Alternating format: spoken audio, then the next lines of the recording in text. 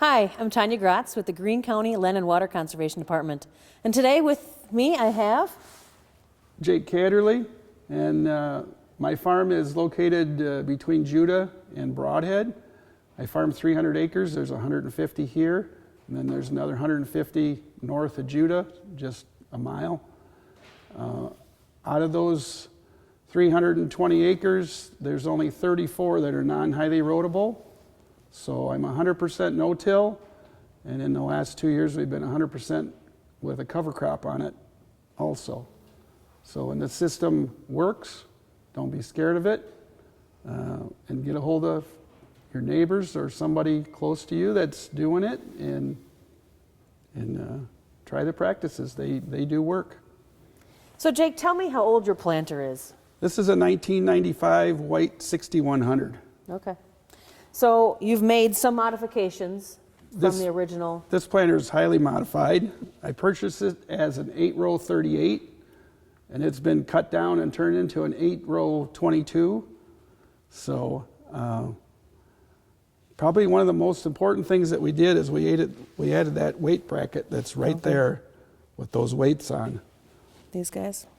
Because with 8 rows on 30 inches or on 22 inches, it's only 15 feet wide, and you need the weight to make the planter go in the ground. And last spring was extremely dry, and usually around 800 pounds, that's what's on it now. But last year I added 4 more and went to 1,200 pounds so that it was doing the job that it needed to do and getting in the ground. Okay.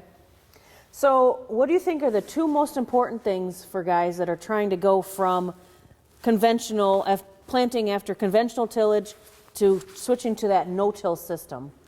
Well, first of all, you got to have the down pressure springs to put the units in the ground. And there's a lot of planters out there that don't have the springs on. You can add them. This one happens to have 4 per row. I've seen some with 2. I've seen some with none. So you got to have the springs in order to get the pressure to put it in the ground. And then if you're running a little higher unit pressure, you need the weight then to hold it down. This planter has no fertilizer on, being 8 rows, and it's only running 2 wheels. So I keep all the fertilizer on the tractor, and I also feel that's important, that planter doesn't change weight very much. Because if you had 200 gallons of liquid on the machine, you'd have 2,200 pounds, and you could change the weight of this planter by a ton, which would change how it plants. So that's why I decided all the fertilizer goes on the tractor, and we're just going to run cast weights up front and put on what we need to make it plant like it should. Sure. So what should farmers be checking when they're planting in this new system of no-till? What should they get out and check to make sure it's doing the job? First thing is you got to get the seed to the proper depth.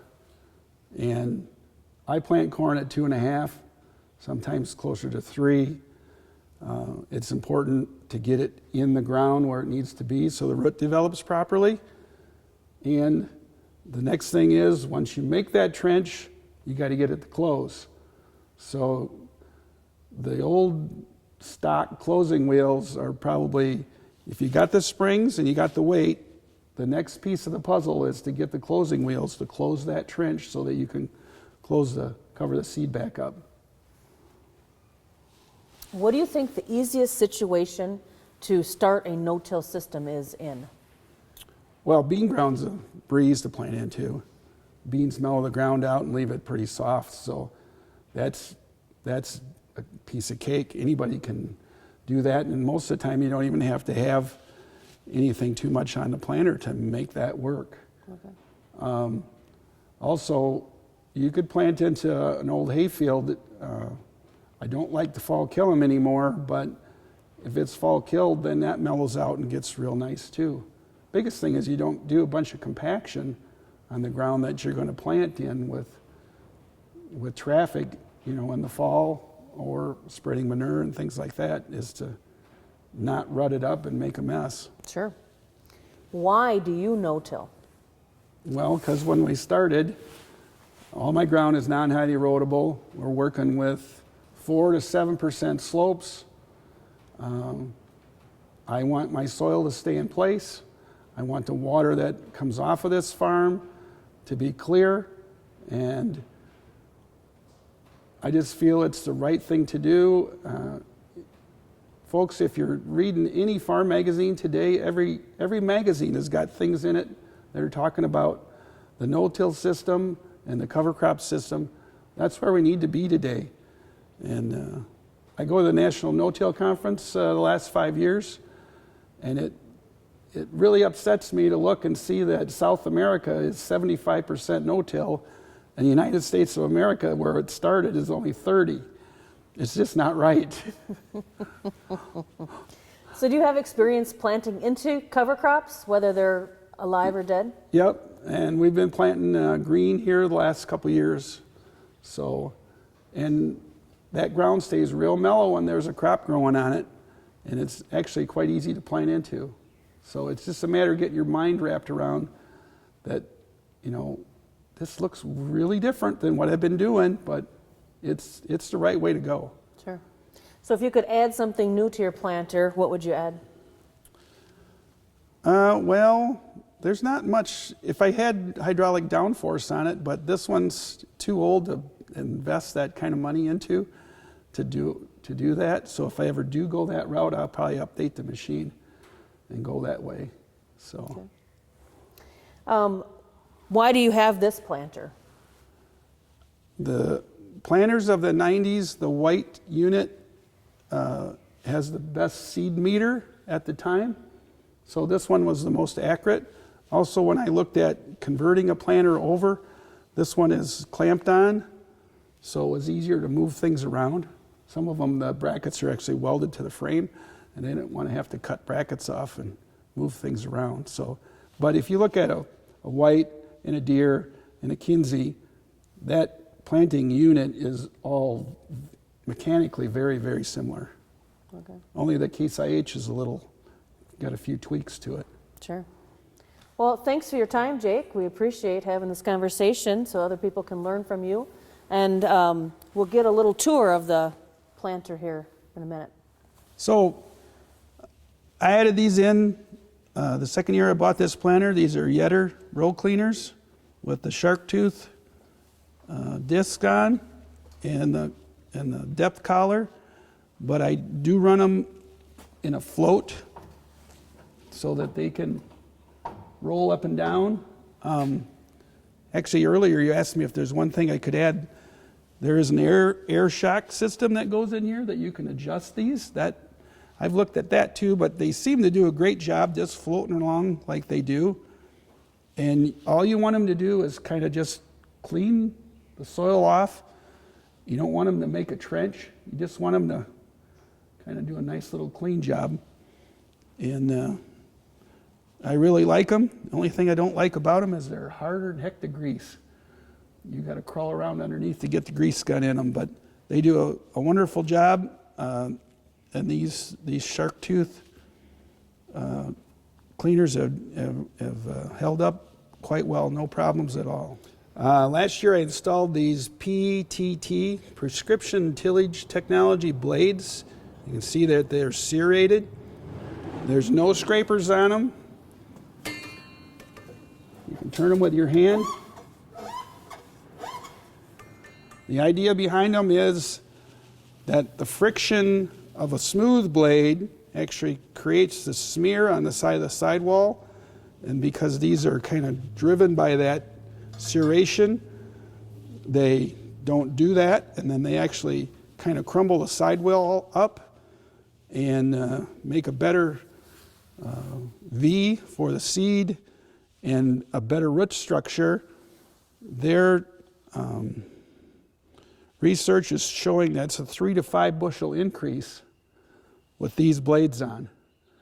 They're about 3 times the money of conventional blades, but they're supposed to last 3 times longer too. So the other thing that's on this planter is you'll see this depth wheel here has a reduced inner diameter, and this is only a 3-inch wheel and not a 4-inch wheel, because I felt that the extra inch was running on the side of the residue from the residue manager. So I think these keep my unit running smoother. So it took out some of the bounce. And the reduced center diameter leaves the soil loose along the trench and makes it much easier to close. These wheels also, and we'll get a better shot of that, have slotted hubs on them so that if you get some soil in between the disc and the wheel, it has a place to escape, and that way they won't mud up or you'll have trouble with them. And with the old ones, once in a while though, I do get some stalks in here if I'm doing corn stalks, but now that I've went to the Kalmar rolls on the corn head and it cuts the stalks up, that problem is pretty much gone. So we're also running the Great Plains closing wheels. This is their wheel. It kind of is like a finger running alongside. There's lots of different options you can go to here. And most of the time I'm running either in the first notch. Last year because it was dry, I'm in the second notch, but when I got some moisture I can just do the first notch and they'll close up real well. They kind of pinch the trench back and then they're kind of like a finger tamping alongside, so it's kind of works the ground a little bit. Okay, we're also running a precision seed firmer, which I do like. They have an adjustable screw in them so that you can adjust how much downforce that you have. So they're important too to help get that seed so that's in the bottom of the trench. Okay, as you use your planter, you need to check your bushings that run between in the linkage, because as it gets used they wear out. So I've replaced all the bolts and all the bushings in the linkage. I've replaced on the back for the closing wheels the pivot points there and rebushed those. I've replaced the bushings for the depth gauge wheels and the shafts. So if you're willing to turn bolts, all these things are fixable. And I know that a new planter is over $10,000 a row. So, and I got less than $20,000 in this one. So if you're willing to do the work, you can make an old planter last a long time.